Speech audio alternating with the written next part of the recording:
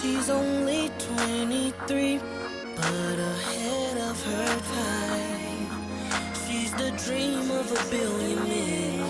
Go girl. She made her way from nothing. Can't fault her for wanting some. Hello, thank you for tuning in and supporting www.exclusiverules.com. This is Dear Nikki.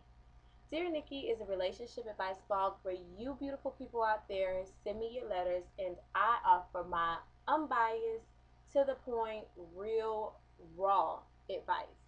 Or as I like to say, reality checks that don't bounce. Now, if you ever need advice, feel free to send me a letter to exclusiverules@yahoo.com. Uploads are every Wednesday and Sunday and available on the website www.exclusiverules.com.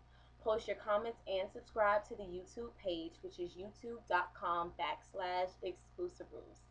Now, we do have a letter today, and hopefully, we'll be able to assist this individual with their issue.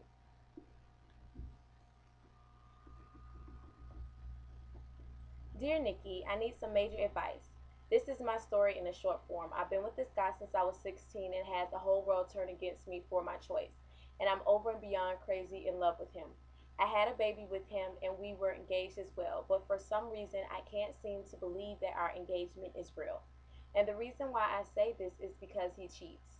Now he hasn't disrespected me in my face with it, but continues to promise me that he won't again and still does.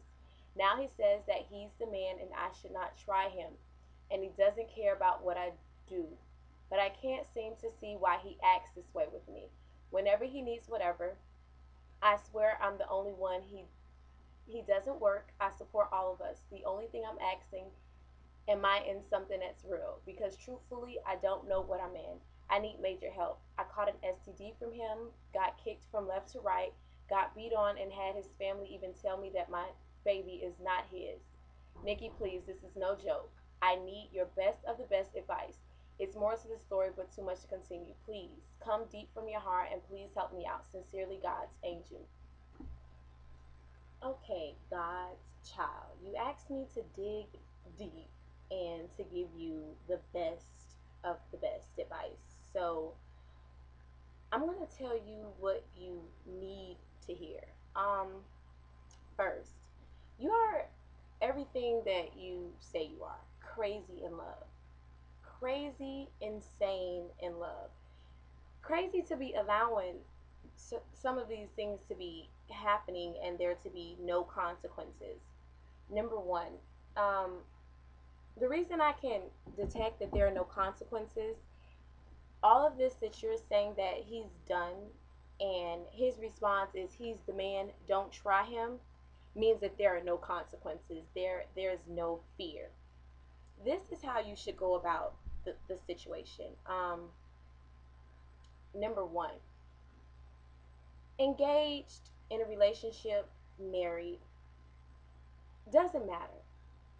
You are the line of life support. You're that vessel that pumps the blood, that keeps the heart going. You're the oil that goes to the engine that keeps the car running. He needs to understand that, hi, hello, you need me. You support him. Whatever he needs, you give it to him. He doesn't work.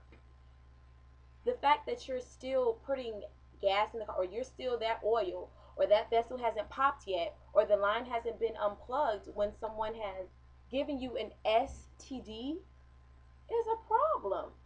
Crazy in love you are. And there's nothing wrong with being crazy in love when you're crazy in love with the right person, and then when you're crazier in love with yourself, which means that yes, I love you, but I love me more, that I'm not going to allow certain things to happen.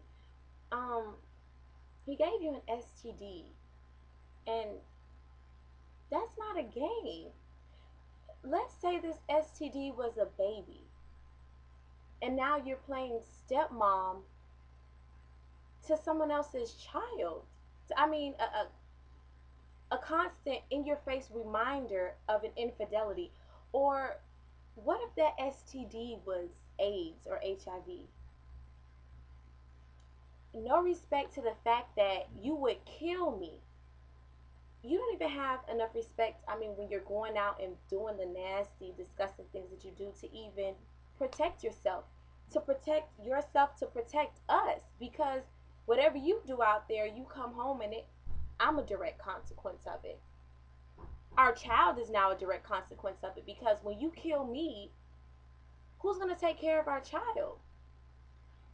As adults in relationships, before we make decisions, these are certain things that we sit back and we think on the consequences of things. So you're in a relationship, it's real. It's just real wrong. You're in a relationship where there are no consequences. You're in a relationship where there is no fear, because your fiance feels it doesn't matter what I do. My heart is still going to pump. You're the vessel that drives the blood. And it doesn't matter if I cheat, because you're still going to take care of me. It doesn't matter if my family disrespects you, because you're still going to take care of me. It doesn't matter that you were kicked from left to right, because you're still going to be here. Now, if there was a little ounce of fear that maybe you wouldn't be here, oh no. There may there if there were if there was cheating, you definitely wouldn't be catching STDs. You definitely possibly wouldn't know. There's no way my family is going to disrespect the person that takes care of me, because I'm going to protect my investment. Y'all feelings is y'all feelings. Don't bring any issues here, because I need this person. Although your fiance may need you, he's not displaying it, because you're not displaying that you love yourself more. You love your child more, that you would walk away. Like you said, this isn't a joke. This isn't a joke. And unfortunately, a lot of times we jump into these relationships young, and we don't really have standards. We don't really have an idea of who we are or what we want to be when we jump into these relationships young. And as we start to grow with these people, they feel that the same thing that was acceptable back then is acceptable now, as adults, as women, as parents, as fiancés, as husbands and wives. And we never really put our foot down. So our whole relationship remains this joke. Um, a mate that has the utmost respect for their partner doesn't allow anyone at any time to disrespect them. The fact that his family is able to disrespect you means that their perception of what your relationship is something that they don't have to take seriously. Um, if you ever been around or exposed to his friends, you can tell what their conversations is about just by the way that they treat you. If he says to them, she's just someone that I'm messing around with, when you come around, it's going to show through them. Even if he didn't directly say it, the perception of how they see that he treats you, it doesn't matter if we try you, because he don't even really care about you. That's what his family is saying. It's a love thing. I mean, and I hate when people say love is blind. No, love should open your eyes immediately when it's something that's harming you. Pain is an eye opener.